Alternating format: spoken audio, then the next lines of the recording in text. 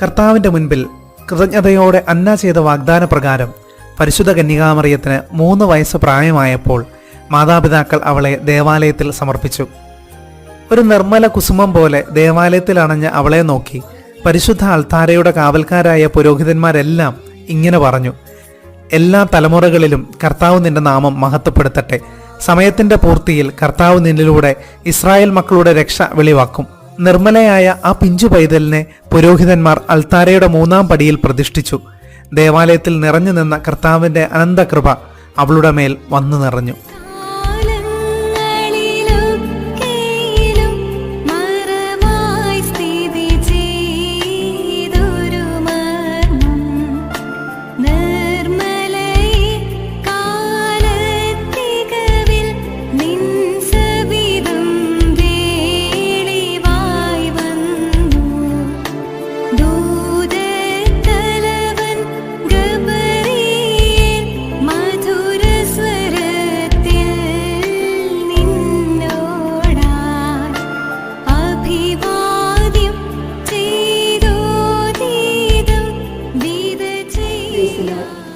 പ്രിയമുള്ളവരെ, പരിശുദ്ധ അമ്മയുടെ അമലോത്ഭവ തിരുനാളിനായി ഒരുങ്ങുന്ന ഈ വേളയിൽ വിശുദ്ധ ലൂക്കായുടെ സുവിശേഷം 2-ാം അധ്യായം 19-ാം തിരുവചനം ഉദ്ധരിച്ചുകൊണ്ട് മറിയമാകട്ടെ ഇവയെല്ലാം ഹൃദയത്തിൽ സംഗ്രഹിച്ച് ഗാഢമായി ചിന്തിച്ചുകൊണ്ടിരുന്നു.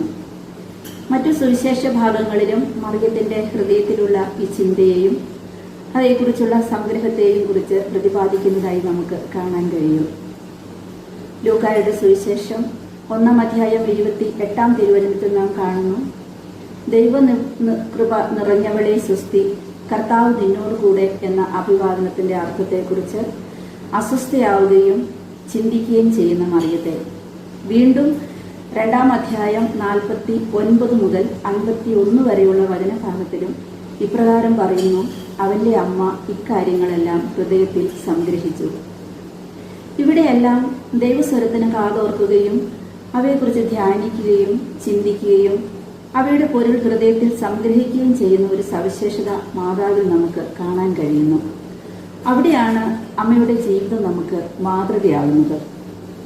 അങ്ങനെയുള്ള ഒരു വ്യക്തിയുടെ പ്രവൃത്തികൾ നമുക്കറിയാം തീർച്ചയായും ദൈവഹിതപ്രകാരമായിരിക്കും.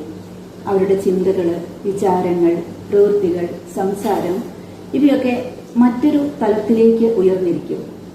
പ്രാർത്ഥനകൾ പോലും വെറുമൊരു അധരവ്യായാമം മാത്രമായി അവശേഷിക്കാതെ ഹൃദയത്തിന്റെ നിറവിൽ നിന്ന് പുറപ്പെട്ട് തികച്ചും ആശ്വാസവും ആനന്ദവും പകരുന്ന ഒരു നിർവൃതിയായി അത് മാറപ്പെടും. അതാണ് മറിയത്തിന്റെ സ്വാശ്രയത്വത്തിൽ നാം കാണുന്നത്: എന്റെ ചിത്തം എന്റെ രക്ഷകനായ ദൈവത്തിൽ ആനന്ദിക്കുന്നു. മറിയത്തിൽ നിക്ഷിപ്തമായിരുന്ന ആ വിശുദ്ധി, വിനയം, വിവേകം, വിശ്വസ്തത തുടങ്ങിയ സവിശേഷ ഗുണങ്ങളാണ് അവളെ മഹത്വത്തിലേക്ക് ഉയർത്തിയത്. ഇവയൊക്കെ നമ്മുടെ ഈ ജീവിതത്തിലും ആർജിക്കുന്നതിനായി നമുക്ക് അമ്മയുടെ മാധ്യസ്ഥം നേടി പ്രാർത്ഥിക്കാം. നമ്മുടെ ആയുസിന്റെ ദിനങ്ങൾ എത്ര പരിമിതമാണ് എന്ന തിരിച്ചറിവിലൂടെ നമ്മുടെ ഉള്ളിലുള്ള അഹങ്കാരത്തെ നമുക്ക് വെടിയാം. അന്ധകാരത്തിന്റെ തടവറയിൽ കഴിയുന്നവർക്ക് ഒരു കുഞ്ഞു വിളക്കിന്റെ പ്രകാശമെങ്കിലുമായി മാറി ഒരു വഴികാട്ടിയെങ്കിലും ആവാൻ നമുക്ക് കഴിഞ്ഞാൽ നമ്മുടെ ജീവിതം എത്ര ധന്യമാകുമെന്ന് ആലോചിച്ച് നോക്കൂ. സ്വാർത്ഥതയുടെ പൊട്ടിയടച്ച ഹൃദയവാതിലുകൾ വളർക്കെ തുറന്നിട്ട് സ്നേഹപ്രവാഹത്തിന്റെ അലയടികൾ ഒഴുക്കാൻ നമുക്ക് കഴിഞ്ഞാൽ നമ്മുടെ ജീവിതം ധന്യമായി. പരിശുദ്ധ അമ്മേ, കാറ്റത്തണഞ്ഞ മെഴുകുതിരി നാളങ്ങളാണ് ഞങ്ങളെങ്കിലും നീ ഒന്ന് സഹായിച്ചാൽ വീണ്ടും ജ്വലിപ്പിക്കാൻ ഞങ്ങൾക്ക് കഴിയുമെന്നുള്ള പ്രത്യാശയിൽ ഈ തിരുനാൾ വേളയിൽ ഞങ്ങൾ നിന്റെ മാധ്യസ്ഥം തേടുന്നു. തിരുനാൾ മംഗളങ്ങൾ ഏവർക്കും ഒരിക്കൽ കൂടി നേർന്നുകൊണ്ട് പിതാവിൻ്റെയും പുത്രൻ്റെയും പരിശുദ്ധാത്മാവിൻ്റെയും നാമത്തിൽ ആമേൻ.